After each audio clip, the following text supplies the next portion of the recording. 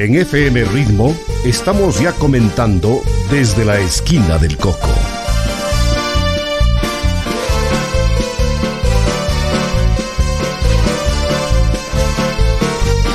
Desde la esquina del Coco, el pulso de la ciudad que palpita fuerte en los hechos y personajes que han forjado nuestra realidad. Bienvenidos a esta nueva cita en la esquina del Coco. Viene el Taytaybabura, se ve radiante tu luz.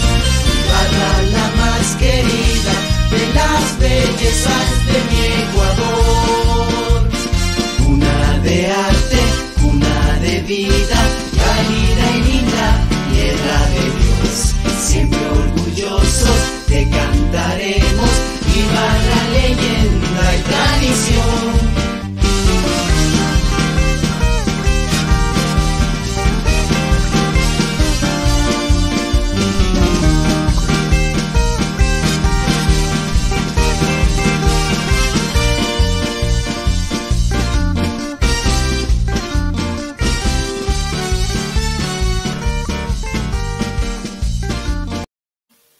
Saludos amigos, hoy en el programa Desde la Esquina del Coco conoceremos la historia del Torreón de Ibarra, ícono inconfundible que identifica la ciudad y que constituye parte importante de nuestro patrimonio histórico arquitectónico.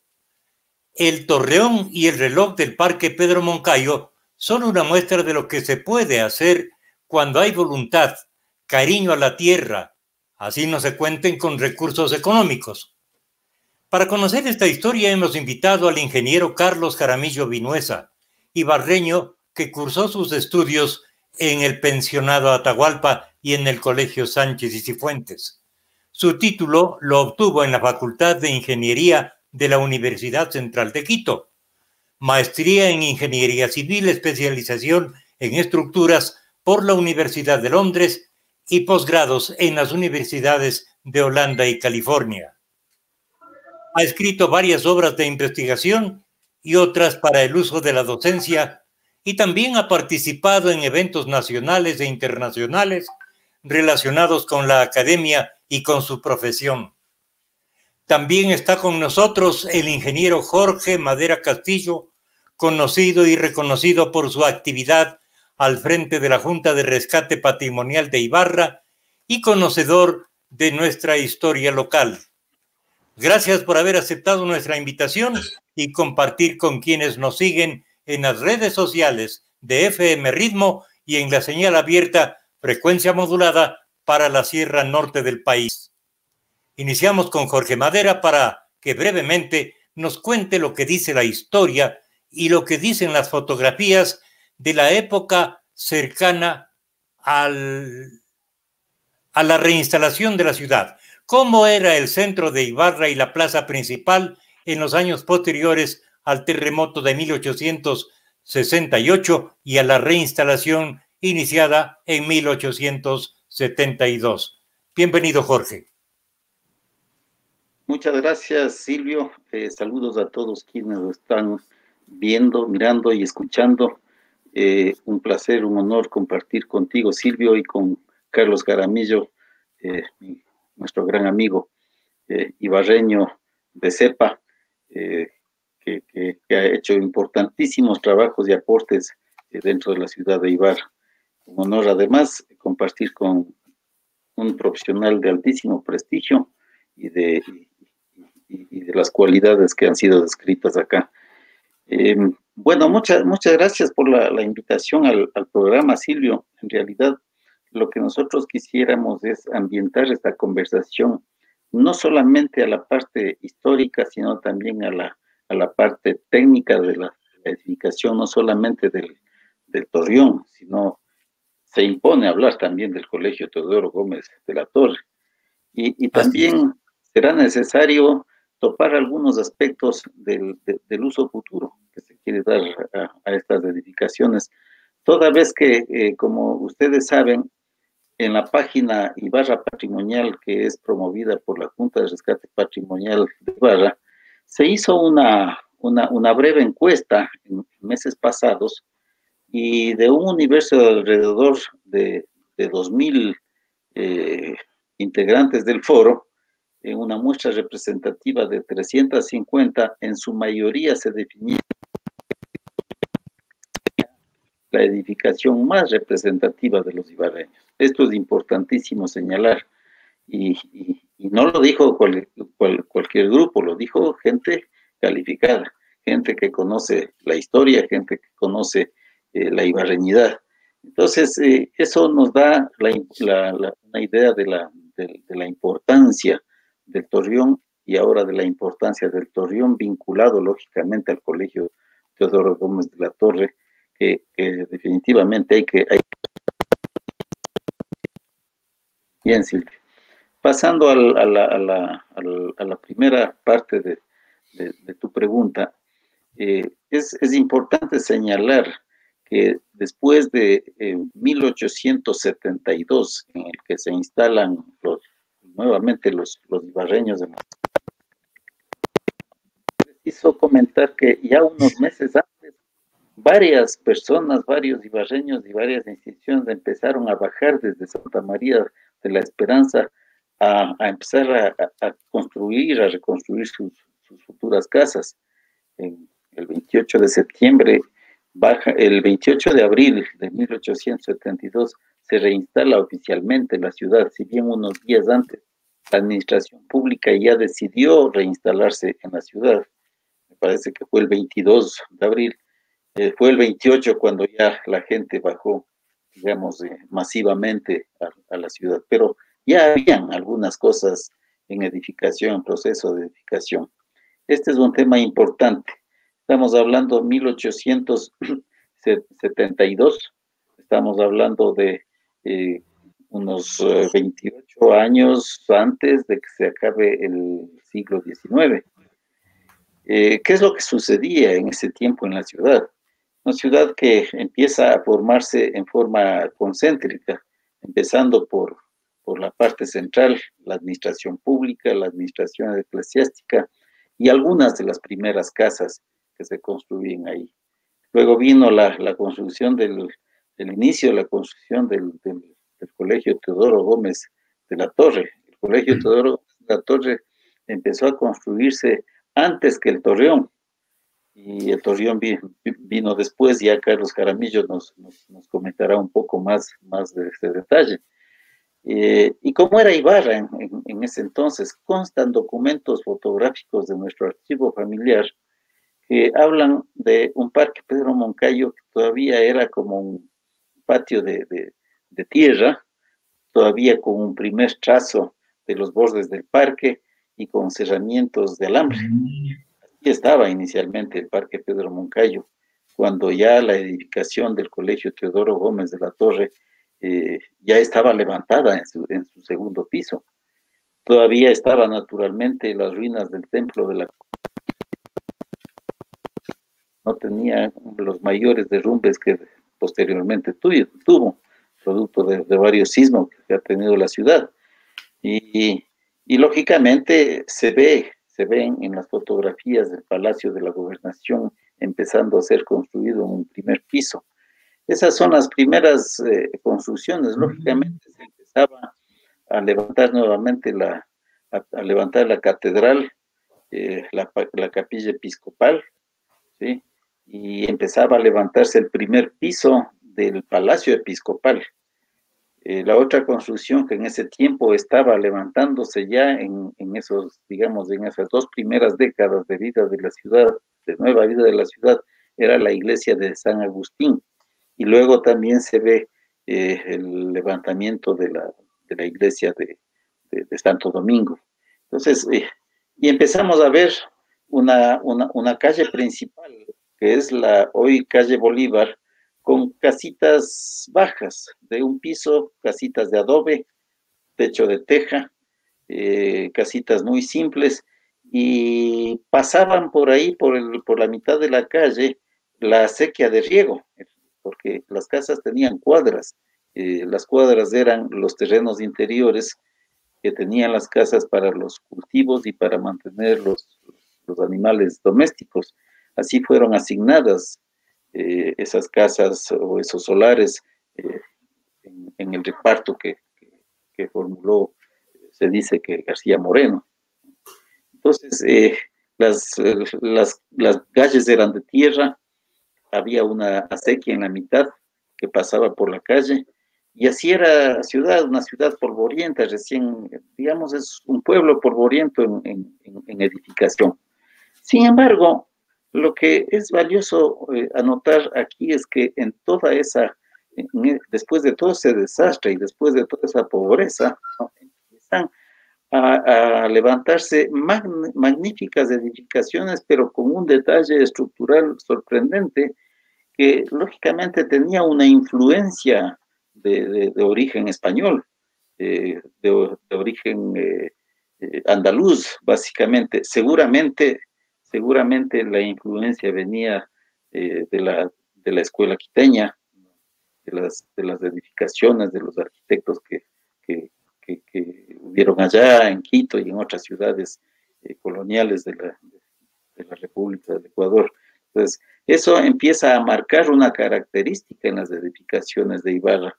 Lo que es notorio es saber que la gente de antes se preocupaba de dejar marcando estas edificaciones como, a la vez que edificaciones útiles, eran verdaderos monumentos arquitectónicos y que tenían una clarísima definición de estilos. Y eso empieza a verse en Ibarra, en las edificaciones también privadas, donde se mira, pues, y hasta ahora nosotros podemos ver muchas de las casonas antiguas de la ciudad que todavía mantienen esas líneas, aquellas que no han sido derribadas, derrocadas, pero que se mantienen ahí, mantienen esas líneas. Entonces, eso nos da una clarísima idea de cómo empezó a formarse Ibarra, y empieza a formarse desde el centro hacia las afueras. Vamos entonces a coger la insinuación de Jorge en el sentido de dar la palabra a Carlos Jaramillo para que nos cuente acerca de los primeros trabajos o las primeras edificaciones de lo que sería el edificio del Colegio Nacional Teodoro Gómez de la Torre. En ese tiempo, el Colegio Alfonso María de Ligorio, cuando rector de ese establecimiento era el canónigo Mariano Acosta. Carlos. Muchas gracias, Silvio. Muy agradecido de haber sido invitado a este prestigioso programa. También un saludo cordial a Jorge, que está acompañándonos ahora. Con Jorge nos conocemos de toda la vida. Es un gusto verle nuevamente a Jorge. Un abrazo cordial. Y también un saludo a quienes nos escuchan por este canal. Bueno, con respecto a la pregunta, esta es una cosa muy interesante. Los datos históricos que voy a mencionar, es importante recalcar algo. Como usted leyó mi currículum, yo no soy una persona dedicada a las letras, yo soy una persona que me he dedicado a los números porque soy un ingeniero estructural y así ha sido el trabajo mío. Entonces, esto para aclarar cómo un ingeniero hace un trabajo de historia, de una investigación histórica, es porque nos tocó la suerte de trabajar en la restauración de Torreón luego del sismo de 1987. Esa es una pequeña aclaración que la hago. O sea, no pertenezco al área de la historia, pero para evitar que la memoria histórica de este bien, el patrimonial de Torreón se desaparezca, fue el derrotero que yo seguí para hacer este texto de este libro, esta investigación del Torreón, y que indica prácticamente cómo se fue creando día a día, se podría decir casi, la estructura del Torreón. Ahora bien, con respecto a la pregunta suya, dos personajes tienen muchísima relevancia en la historia de la ciudad y en la historia del Colegio Teodoro Gómez en sí. El primer personaje es el coronel Teodoro Gómez de la Torre. Este caballero, ciudadano ibarreño, Fue una persona muy ejemplar dedicada a la actividad militar. Estuvo conjuntamente con el libertador Simón Bolívar y fue una de las 5 personas más leales a él. En lo que tiene que ver con Ibarra, el coronel Teodoro Gómez de la Torre es un sobreviviente del sismo de 1868. Cuentan en su biografía que él escribió cómo fue de terrible el evento y lo que tuvo él que sufrir para poder salir de los escombros y librarse de una muerte por asfixia y con todas las paredes que estaban sobre él. Este hombre dio su vida por la nación y también por su patria chica, por Ibarra. Como ustedes conocen, él dona los terrenos, luego del sismo de 1868, él dona los terrenos para que se construya ahí un colegio, el Colegio Nacional de Ibarra, como se lo conoció inicialmente, conjuntamente con todo lo que había ahí, o sea, prácticamente los materiales de las construcciones anteriores que había. Además, él ayuda económicamente cuando en su testamento él da un apoyo económico sustancial de alrededor de 10.000 sucres de esa época para que el colegio pueda subsistir. Este es el primer personaje, hasta ahí. El segundo personaje que vale la pena mencionar es el canónigo Mariano Acosta. Mariano Acosta conforma conjuntamente con otros 3 ciudadanos ibarreños la delegación de diputados en la convención de 1883-1884.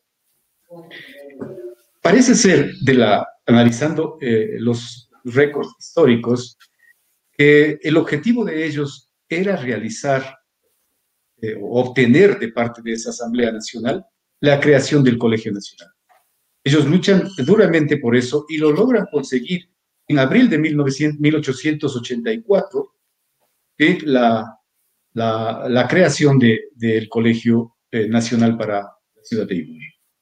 Mariano Acosta, conjuntamente con Luis de Felara, que luego será el vicerrector que le acompañará al canónigo en el Colegio Teodoro Gómez de la Torre, logran obtener esto, como decía, de la Convención Nacional. Inmediatamente el presidente Camaño de esa época, a los pocos días de la semana de la creación, da el ejecútese y se nombra, pues, continúa el colegio y se comienza a nombrar las autoridades. De hecho, el primer rector es el canónigo Mariano Acosta. Mariano Acosta también es un sobreviviente del sismo de 1868, conjunto con Teodoro Gómez. Y claro, sufrieron muy fuerte ese evento tan terrible. Es por eso que la decisión de las 2 personas, Teodoro Gómez y el canónigo Costa, el progreso de la ciudad, como bien mencionó Jorge, la situación era difícil, entonces lo vieron ellos a través de la educación un medio de mejorar la situación de la ciudad de Ibarra, y ese es el colegio que lo crearon.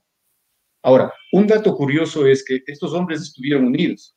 De hecho, la inauguración de la primera piedra que se pone, quien la pone es el Teodoro Gómez, y conjuntamente con el gobernador Fierro en esa época.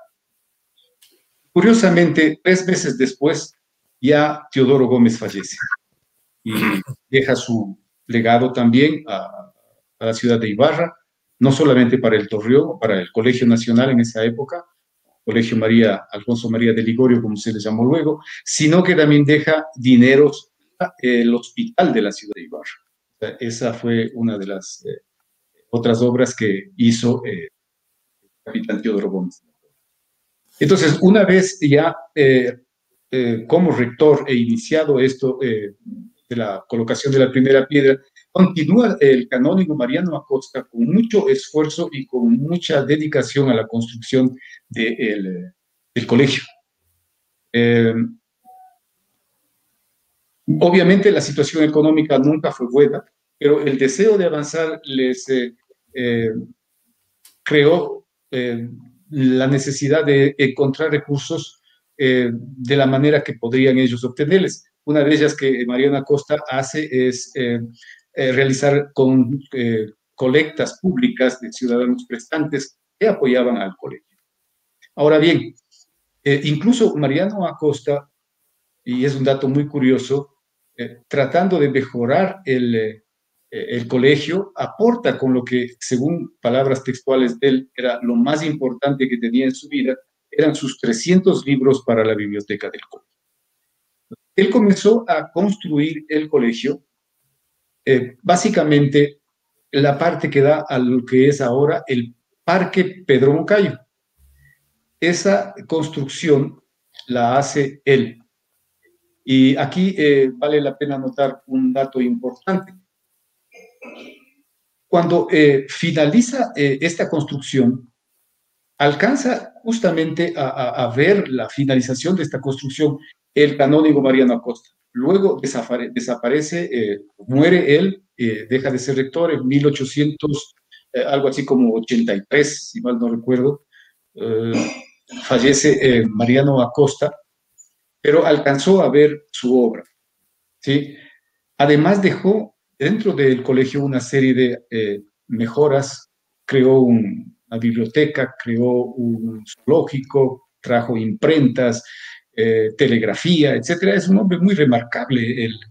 Y los laboratorios de química y de física. Y laboratorios de química que fueron importados, ¿no? Lugares. El de química lo trajo, según recuerdo, de Francia, el de física de los Estados Unidos y de algunas otras lugares que él consiguió obtenerlos, ¿no? Carlos, y mientras duraba la construcción del edificio del Teodoro Gómez de la Torre, ¿qué pasaba con los estudiantes? ¿En dónde recibían clases? Bueno, Mariano Acosta no solamente hizo la parte que le acabé de comentar de la edificación, la que da frente al Parque Pedro Moncayo, sino que también hizo la parte que está frente que es la continuación, que está frente a la calle Sucre. A la Sucre. Esa calle Sucre, o sea, el edificio de 2 plantas. Ese edificio sí que está ahí, que estaba destinado originalmente a la Casa de Artes y Oficios y Artes. La idea de Mariano Acosta era también generar una educación manual, llamémosle así, entrenamiento manual para que la comunidad pueda generar recursos a través de cosas más simples como arte, como artesanía, como manualidades, etc. Y mientras estaba esta construcción, ¿sí? Mientras estaba esta construcción y también la de Teodoro, el edificio principal que da frente al parque, los estudiantes del Teodoro Gómez recibían clases en las aulas prestadas de los hermanos cristianos, en la escuela de los hermanos cristianos. Ahí es donde recibían ellos sus estudios, ¿no?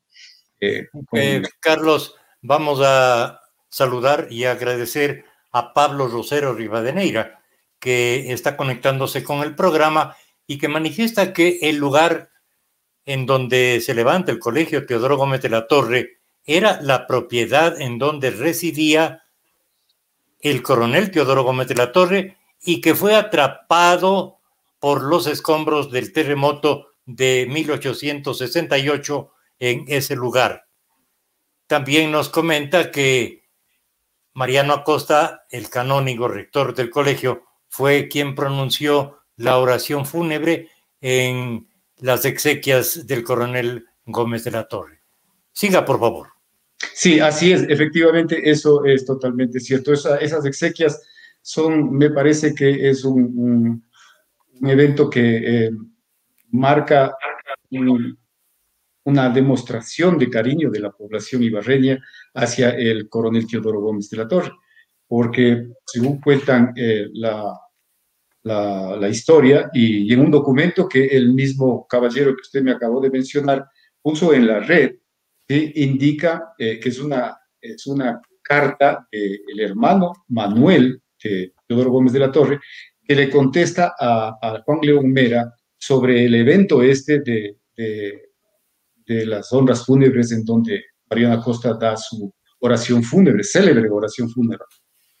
Toda la ciudad de Ibarra acude, ¿sí? Dicen que toda la ciudad estuvo vestida de negro en ese 9 de octubre, en pena, en lamento de la muerte de tan importante hombre. Y estuvo la iglesia de la catedral en esa época, lo que había, llena de toda la gente la que pudo alcanzar ahí. El dolor en la ciudad de Ibarra era sumamente fuerte por la pérdida de esto. ¿Qué nos Ahora, cuentas, Jorge, y qué se sabe de la historia de cómo comenzó a ampliarse el terreno para acoger las demás instalaciones del Colegio Teodoro Gómez de la Torre? Ya que, según lo que narra en su libro y lo que nos acaba de decir Carlos, estaba edificada la parte que da hacia el Parque Pedro Moncayo y la parte que da a la carrera Sucre actualmente, es decir, el edificio de 2 pisos. ¿El resto cómo fue ampliándose, Jorge Madera? Bueno, durante la rectoría del doctor Rafael Peña Herrera, previo a la rectoría de José Domingo Albuja, ya se pensó en tratar de ampliar los terrenos inicialmente donados por Teodoro Gómez de la Torre. Y había un terreno, es decir, una casa aledaña al colegio que no pertenecía a la donación. Esa casa a otra persona.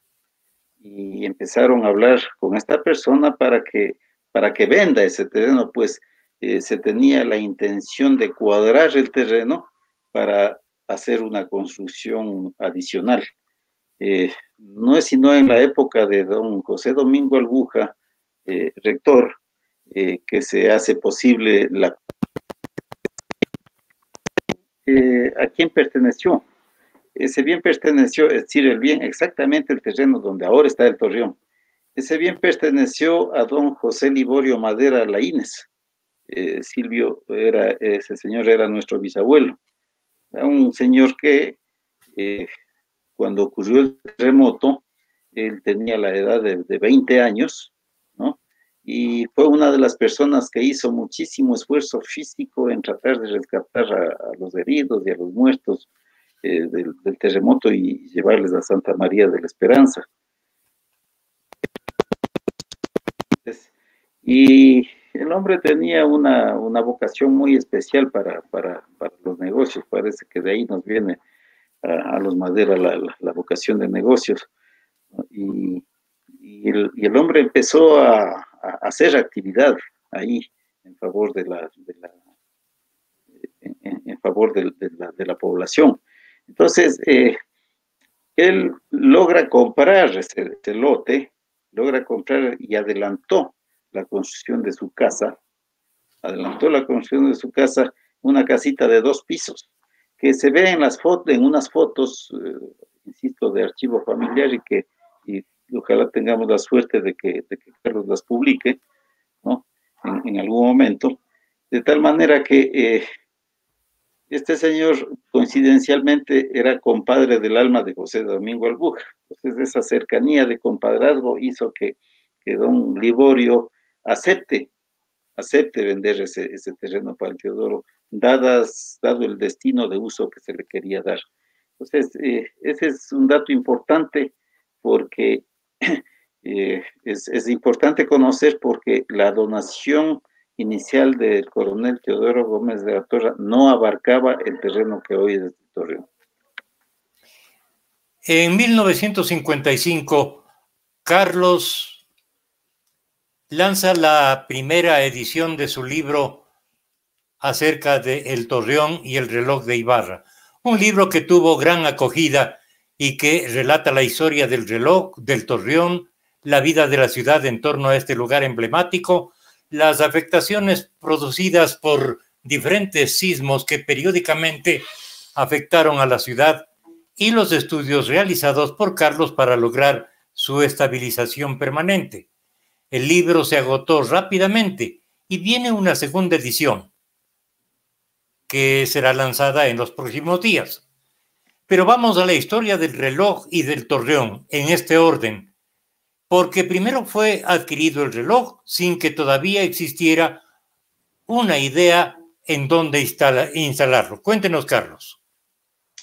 Bueno, sí, en realidad no se tenía pensado ni inicialmente hacer ni el torreón ni el reloj, ¿no?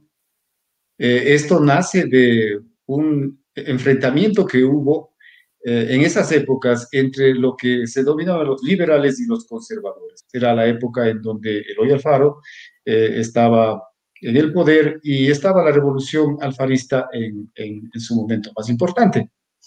Entonces eso se dejó ver también acá en la ciudad de Ibarra. El asunto es que el gobernador de esa época, el señor Ricardo Sandoval, ¿sí? Eh, colocado obviamente por el general Alfaro, decidió tener una conversación privada, llamo yo, con el canónigo de esa época, Ricardo Chávez. En esa reunión, el canónigo, a la que asistió él, obviamente, fue comunicado, o el gobernador le indicó, de que él tenía que aportar para las tropas montoneras un caballo totalmente ensillado y con montura, y se esperaba que él le apoye. Entonces, claro, el sacerdote no quería apoyar a esta revolución porque no quería ser un hijo espurio de la misma y no sabía cómo salirse de esta situación. Y la manera como se sale es de una forma bastante ingeniosa. Él dirige una comunicación al municipio, a la Cámara Municipal, en 1900, en abril de 1900, indicándoles que ha recibido esta invitación de parte del señor gobernador Sandoval, que no era de la ciudad de Ibarra. Sandoval pertenecía, según yo tengo entendido, de otros lados, pero no era ibarreño. Entonces, que había recibido la comunicación esta de que tiene que aportar con este caballo para las tropas montoneras. Entonces, él dirige, como les decía, una comunicación al municipio indicándoles que en vez de entregar un caballo, él prefiere aportar con la mitad del costo de un reloj municipal, avalado en $800 aproximadamente, y él considera que $400 es la mitad que se podría aportar él, y con la condición de que nunca más le vuelvan a solicitar impuestos, el pago.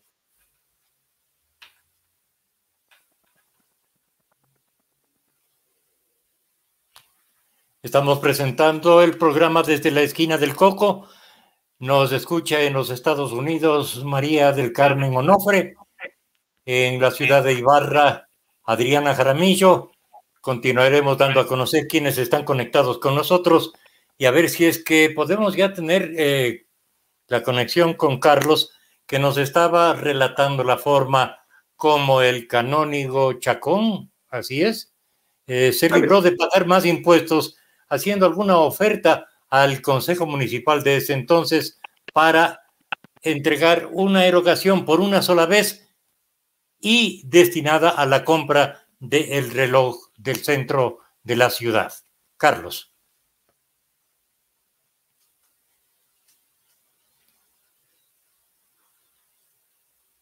Tenemos problemas en la comunicación. Vamos con Jorge, si es posible. Sí, estoy aquí. Vamos, Jorge. De lo que estaba comentando Carlos Jaramillo, a ver qué sabes tú. Sí, en realidad, al parecer, este sacerdote puso esa condición, ¿no? De que en vez de donar un caballo enjaezado, que es la palabra propia, ensillado, él prefería dar parte del valor, el 50%, para un reloj público municipal.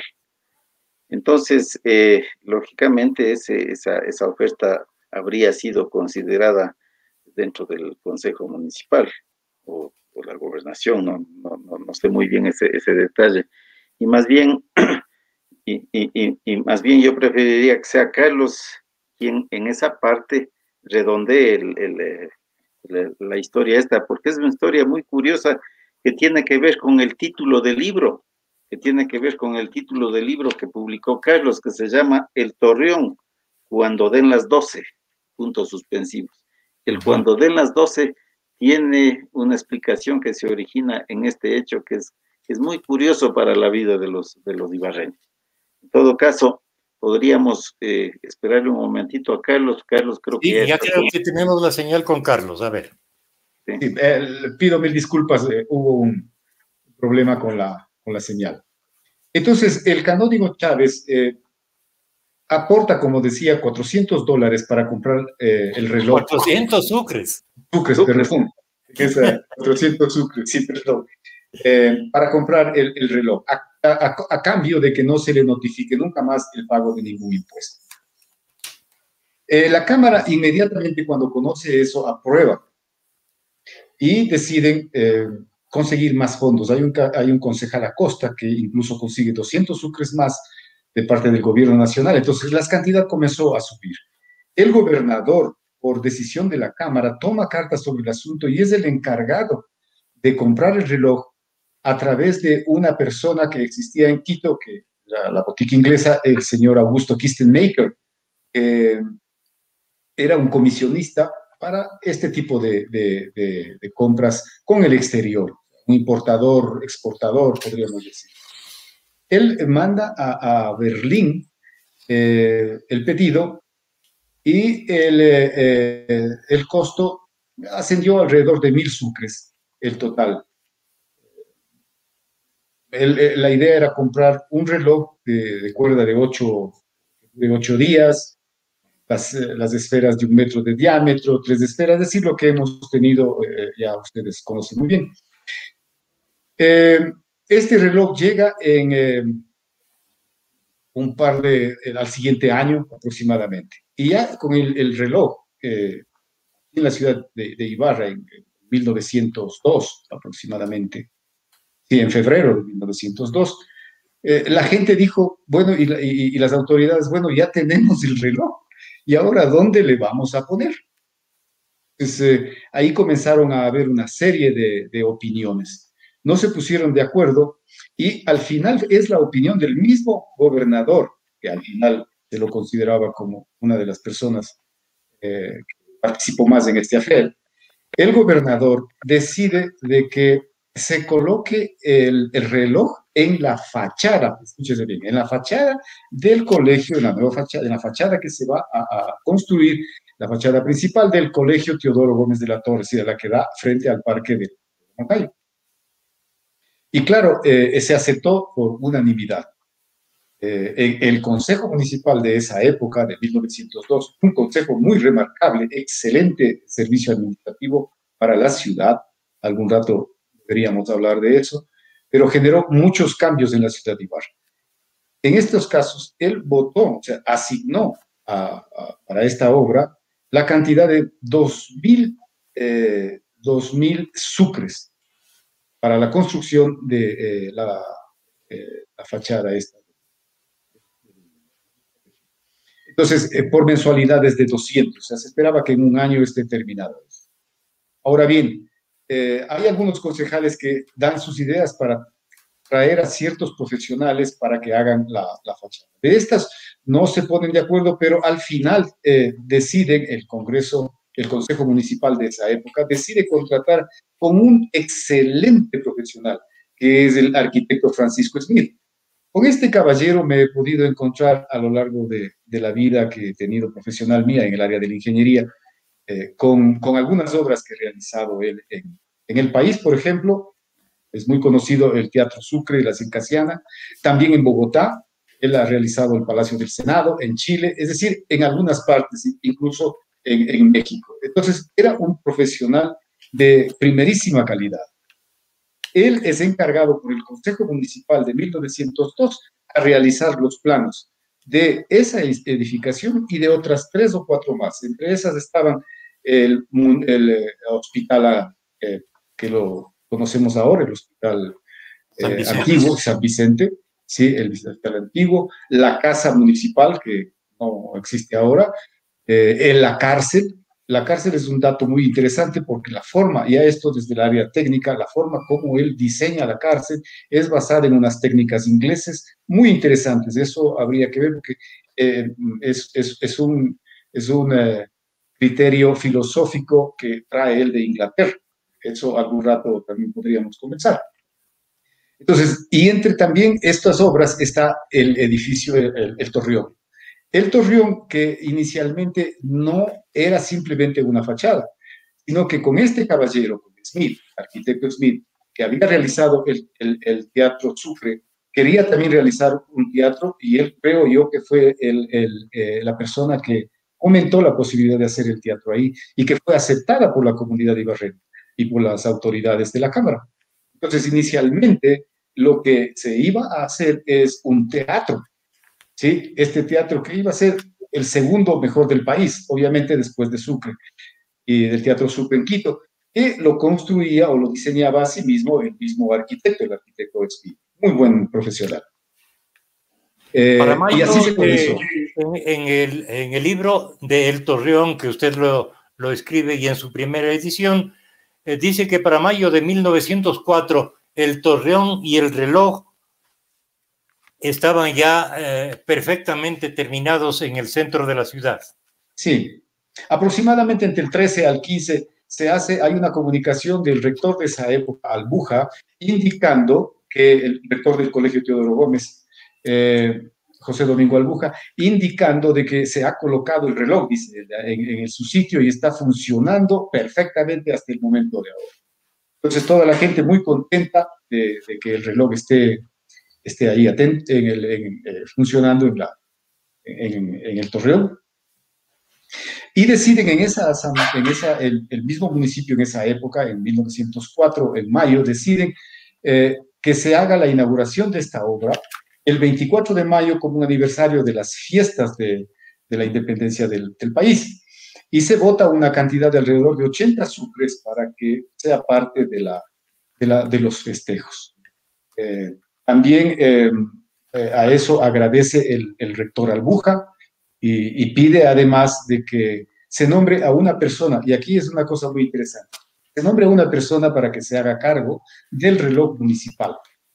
Años después se nombra al primer guardador del reloj municipal, así se lo llamó, y el guardador del reloj municipal, que es una cosa muy interesante porque en la Torre de Londres, en el Big Ben, también tenemos un personaje algo similar, que cuida del reloj. Entonces, es una posición muy honorífica allá, ¿no? Es considerada una posición de mucho prestigio el ser el cuidador de eso. Entonces, el señor Rafael Vinuesa es el encargado y funciona perfectamente el reloj hasta 1918, en donde todas estas cosas que le acabo de contar están en el libro del Torreón, pero adicionalmente, en la nueva edición está lo que Jorge decía. Jorge decía sobre el asunto del terreno del Torreón.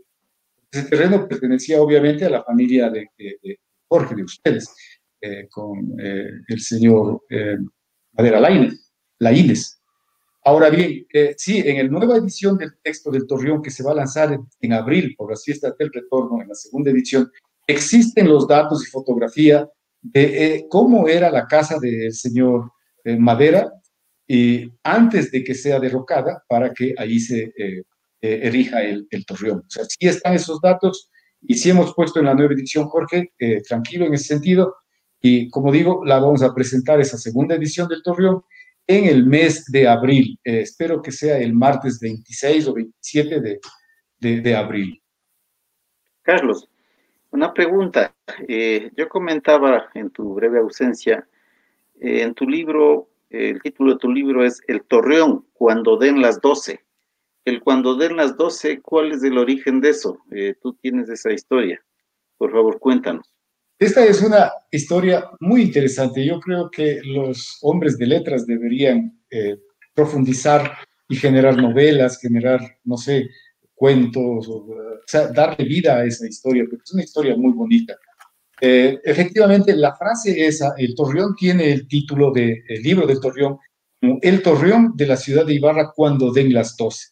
Cuando den las 12 es una frase que pronunció el canónigo Vicente Chávez el 24 de mayo de 1904 en la inauguración del Torreón. Fue al mediodía. Efectivamente, él hizo la bendición del Torreón y las autoridades y el pueblo general estaban muy interesados en esta inauguración y ver qué es lo que dice el canónigo Chávez en su oratoria. Ahora, cabe indicar que, aquí un dato muy interesante, que el gobernador de esa época en Ibarra, era el caballero Teodoro, nieto de Teodoro Gómez de la Torre. Eso en la segunda edición se describe esta persona. O sea, se cierra ese círculo de la familia Teodoro Gómez con ese gobernador está presente en la inauguración. Igualmente en esa época está como obispo de la ciudad de Ibarra, algo muy interesante, Federico González Suárez. Entonces, en el momento de la inauguración, ¿sí? Al final, el canónigo Vicente Chávez dice su cita, que es el título del libro, dice, cuando den las 12 en este reloj, ¿no? Ustedes se acordarán de mí. Efectivamente, eso fue lo que él dijo y eso es lo que nosotros hemos resaltado como parte del título del libro de El Torreón. Canónigo fue precisamente el que hizo la donación, ¿no? Perdón. El padre Chávez fue el que hizo la donación. Por eso es que el padre Chávez, el canónigo Chávez hizo efectivamente la donación forzada, si quiere, de los 400 sucres para la consecución del reloj. Y claro, y luego ya apareció el... Y para librarse de por vida de pagar impuestos, ¿no?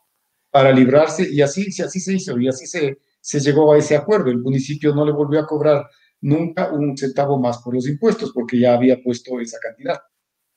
Jorge, y así la vida de la ciudad comenzó a girar en torno al parque principal, al Torreón, que fue creado para hacer un teatro, pero que lamentablemente quedó solamente la parte delantera, y al reloj.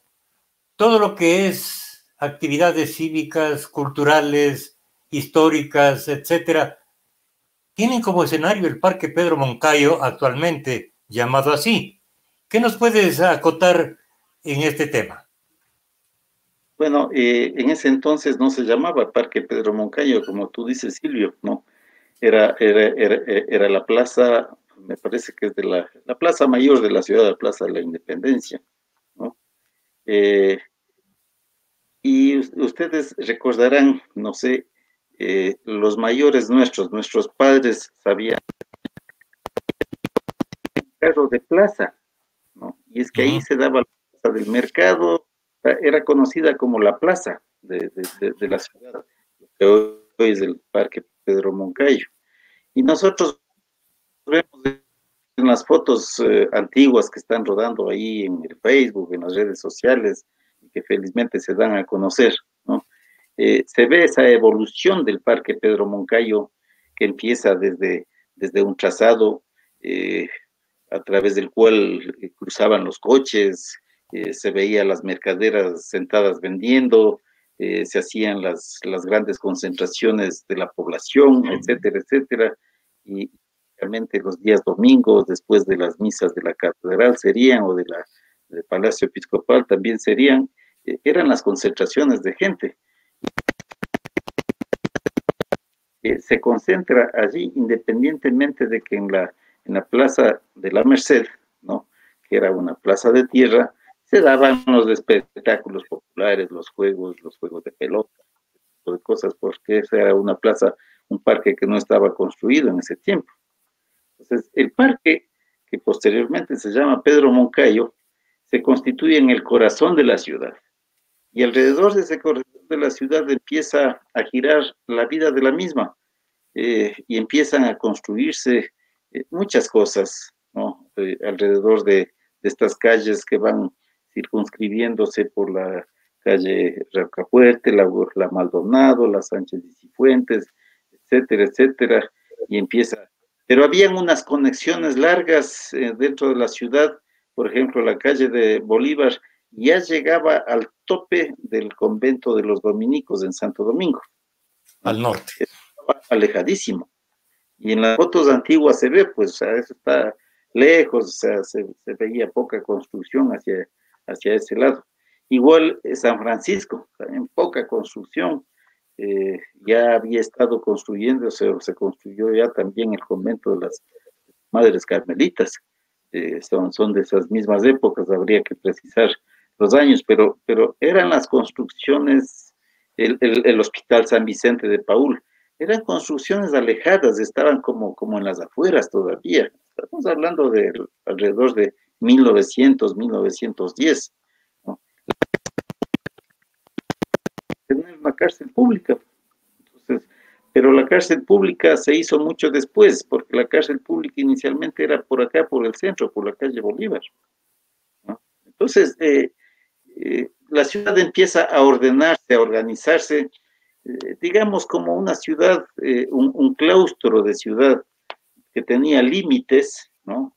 Por un lado Santo Domingo, por el otro lado llegabas hasta la calle Colón nada más, por el lado oriental llegabas hasta el Hospital San Vicente de Paúl, el río Tahuando, y por el occidente llegabas hasta lo que es hoy el Redondel Cabezas Borja, que era la quinta del doctor Cabezas Borja, hasta ahí llegaba, y Pilanquir, que es ahora la Casa de la Cultura Ecuatoriana.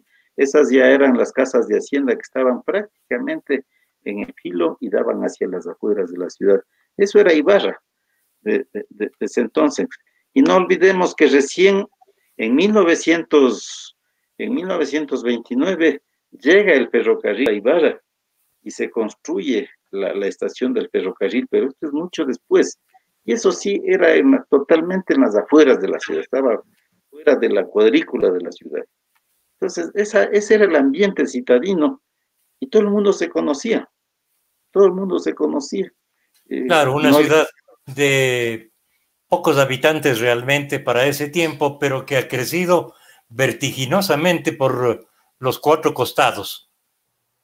Ahora quisiéramos la opinión del profesional que ha hecho la investigación de lo que ha sucedido con el Torreón como consecuencia de los sismos que han afectado a la ciudad de Ibarra. La estructura se dañó, pero ¿qué estudios se hizo y qué medidas se tomaron para remediar estos problemas, Carlos? Así, ese es el campo mío, efectivamente, del área estructural. Nosotros, ante la situación del Torreón, que estaba por colapsar totalmente, con un grupo de profesionales ibarreños que me acompañaron, generamos el estudio primero y luego se hizo la construcción, la intervención en él. Nosotros ahí aplicamos técnicas muy novedosas que para esa época eran desconocidas acá, recién se estaban implementando en el país. Algunos años después, alrededor de 10 o 12 años, se comenzaron a implementar de manera un poco más masivamente en las cúpulas de las iglesias en Quito, en donde me tocó con el Fonsal en esa época, que se llamaba así al actual INPQ, Instituto Municipal de Patrimonio de Quito, trabajar. Entonces, utilizamos unas técnicas avanzadas que habíamos conocido en Inglaterra para solucionar los problemas de agrietamiento, por ejemplo.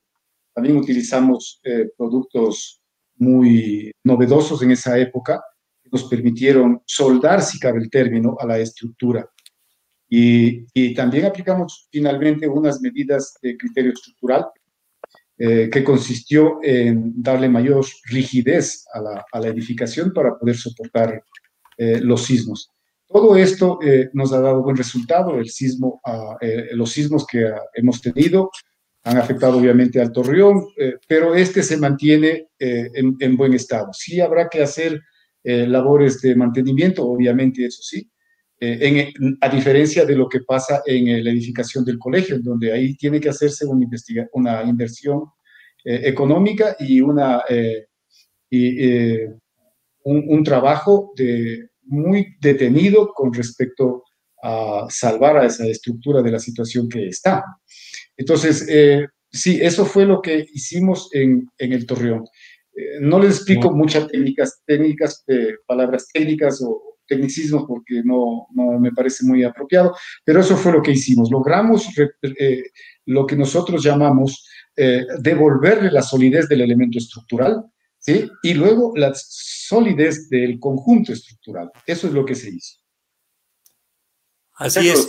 El sismo de 1987 creo que es uno de los que más afectó a la estructura del Torreón. Inclusive detuvo las manecillas del reloj a la hora del sismo, Carlos. Así es, efectivamente. Hay algunos sismos que afectaron también, pero el que más afectó fue este sismo de 1987, el 5 de marzo. Hubo en esos días dos sismos. Yo recuerdo perfectamente. El uno era alrededor de las 10 de la noche y el otro fue un poco más tarde. Y el primero de una forma, llamémosle, oscilatorio y el otro trepidatorio. El primero no fue tan fuerte, el segundo sí lo fue fuerte. Ese fue el que causó que muchas edificaciones de iglesias colapsaran, incluido obviamente el Torreón.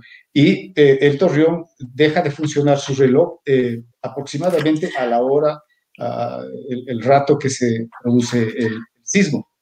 Hay un detalle interesante, la manera como se ve esto. Por ejemplo, hay un gran terremoto que también se da en Zagreb en el siglo pasado, y para asimismo el reloj de ingreso al metro de Zagreb. Los de Zagreb le dejaron, en Yugoslavia en esa época, le dejaron ahí como un recordatorio, no lo compusieron, y lo dejaron ahí para un recordatorio a la población. Nosotros tomamos la opción contraria de componerlo y hacer lo que todo funcione, pero es importante siempre estar preparados ante estos eventos. Eso es muy, muy importante. Carlos, ¿en qué administración? El reloj se detuvo en el sismo de 1987, como usted manifiesta. Pasó muchos años embodegado y gracias a las gestiones del licenciado Ronald Mosquera, en ese entonces gerente del Banco Central en Ibarra, pudo reparárselo. Desde entonces está funcionando perfectamente, Carlos. Bueno, efectivamente así. Se firma un convenio, me parece que por 1987, alrededor de esa época, en la administración del arquitecto Marco Almida como alcalde de la ciudad de Ibarra y conjuntamente con el licenciado Ronald Mosquera, en esa época gerente del Banco Central aquí en la ciudad de Ibarra, firman un convenio de cooperación para poder repararle el reloj. Y claro, estas dos personas tienen un protagonismo muy importante porque salvan al reloj. De hecho, si no no se hubiese dado este convenio de estos dos excelentes ciudadanos ibarreños, el reloj hubiese desaparecido. Estoy más que seguro que eso desaparecía. Ellos lo cuidaron, lo repararon y entregaron para que sea puesto en el Torreón el 24 de mayo de 1905. Y ¿Dónde quedó encontraron El algún 28 técnico de para... abril. Perdón. ¿Dónde encontraron algún técnico para reparar semejante aparato? Ese fue un trabajo que realizó un técnico que se llamaba Luis Obando, el que se encargó de reparar y colocar el reloj en el Torreón y dejarle funcionando. Y se dedicaba luego a darle mantenimiento. Pero este caballero falleció, ¿no? Supe yo eso que había fallecido y él era el encargado. Él fue ya lo que vendría a ser el último guardador del reloj municipal de Ibarra. El señor Luis Obando Ibarreño, ¿no? Sí, Adolfo Obando, perdón que... Adolfo Obando, Luis Adolfo Obando. Por más señas fue mi compañero en la Escuela de los Hermanos Cristianos. Excelente. Y creo que lo Luis conocí. fue el compañero de relojero también. Creo que son familia de relojeros. Sí, así es. Carlos, ¿en qué administración municipal se hizo la restauración del Torreón que te correspondió hacerla técnicamente? Bueno, ahí es importante resaltar esto. Cuando la gente de Ibarra está decidida a hacer algo por su ciudad, bien, la gente de Ibarra es muy buena y colaborativa. Eso es de resaltar. La administración en donde tuve yo la suerte de trabajar fue en la administración del alcalde Marco Tafursanti. Él me contactó y me invitó una vez a una sesión ahí, a una reunión en el municipio, y apenas llegué, él me dijo a boquejarro la pregunta: vea, ingeniero, ¿puede usted restaurar el Torreón? Y habían pasado como alrededor de 7 u 8 años que estaba abandonado el Torreón. Y yo había hecho unas pequeñas investigaciones sobre el Torreón y le contesté que sí, que le podía restaurar. Claro, me dijo encantado, entonces vaya y haga. Había él consultado a otros profesionales y no había deseado hacer eso. En realidad, cuando uno entra a Torreón, o se entraba en esa época del sismo posteriormente, eh, porque a mí me tocó estar al frente de la comisión posterior al sismo que organizó el arquitecto Almeida en esa época. Entonces yo pude ver todas las edificaciones, alrededor de 700 edificaciones que hicimos un rastreo en la ciudad de Ibarra, que sirvieron luego para dar seguridad, consejos, ayuda y posteriormente la ayuda post-sísmica que generó el municipio y la gobernación. Entonces, con lo que yo había visto en la ciudad de Ibarra, y el Torreón era extremadamente asustante, estaba por caerse. Entonces, eh, nosotros decidimos entrar a restaurar el Torreón sabiendo el peligro en que nos incurríamos, y lo hicimos.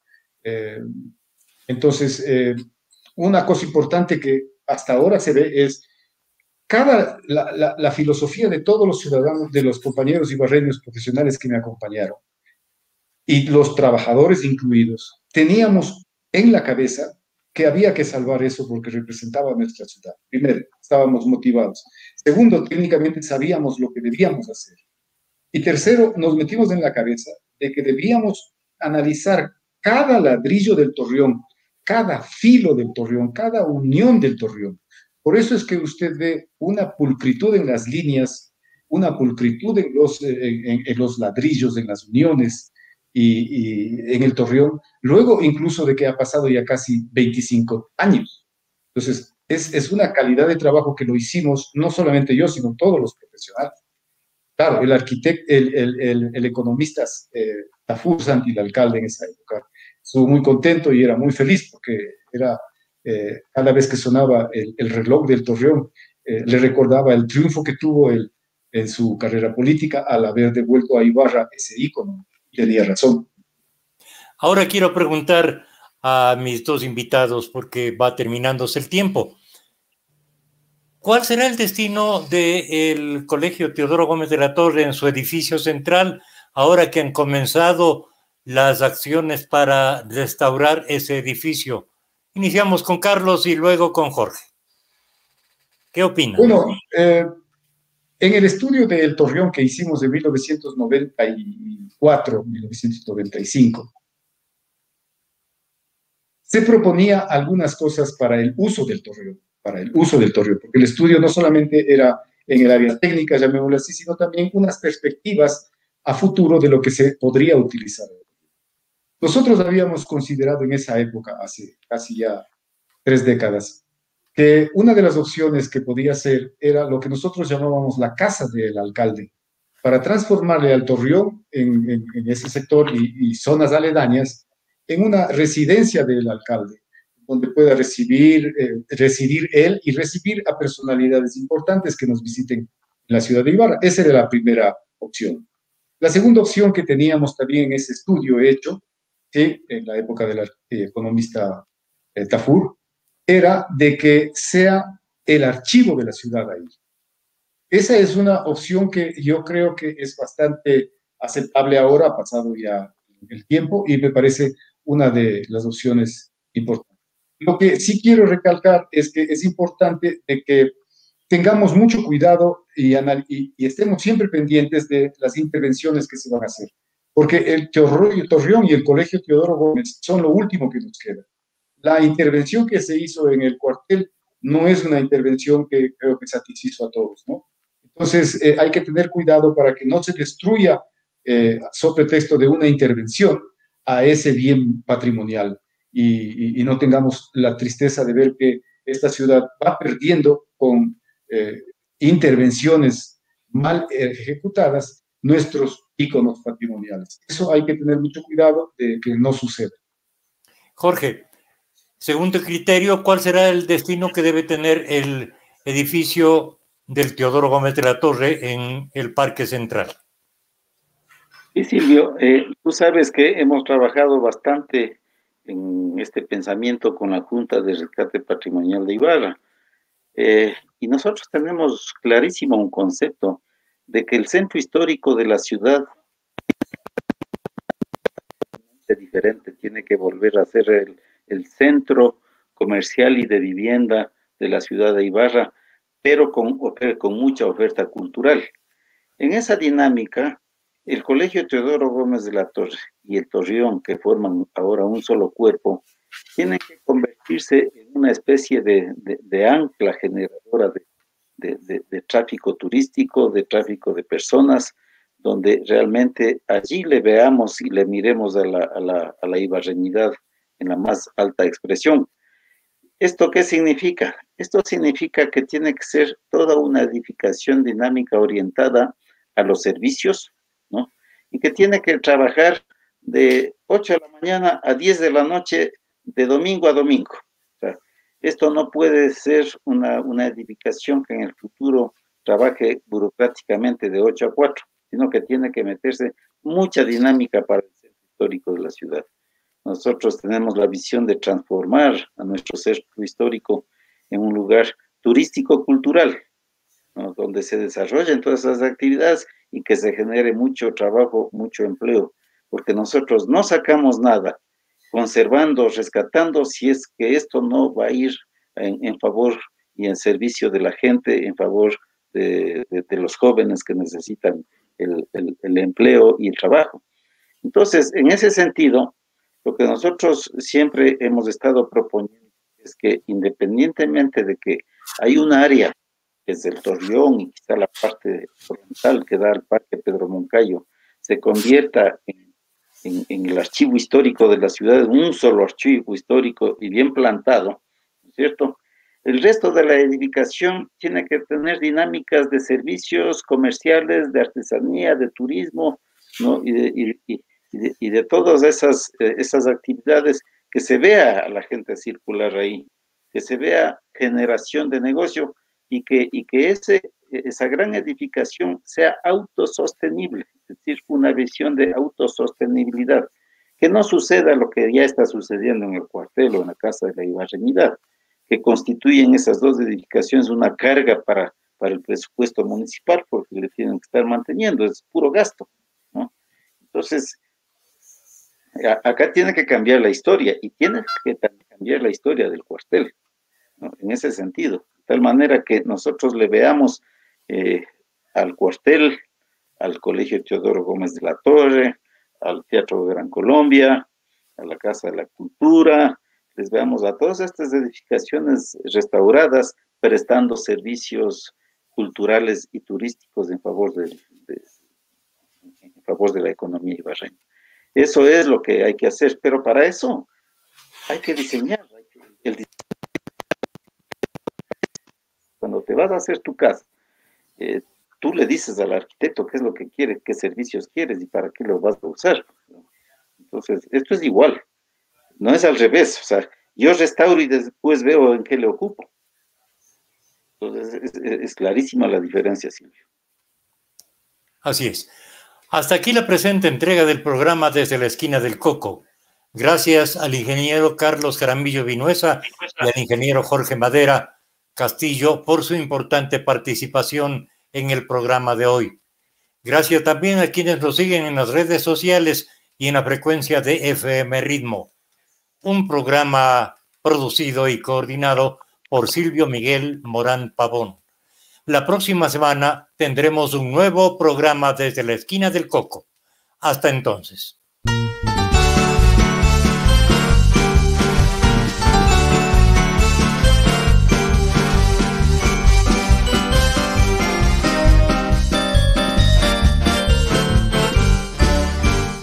Estos han sido los comentarios de hoy desde la Esquina del Coco.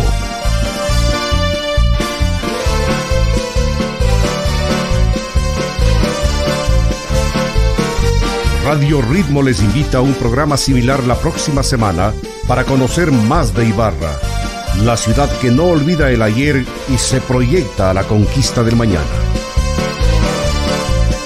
Desde la Esquina del Coco. Del Taytaybabura se ve radiante tu luz, Ibarra la más querida de las bellezas de mi Ecuador. Cuna de arte, cuna de vida, cálida y linda, tierra de Dios, siempre orgullosos de te cantaremos Ibarra, leyenda y tradición.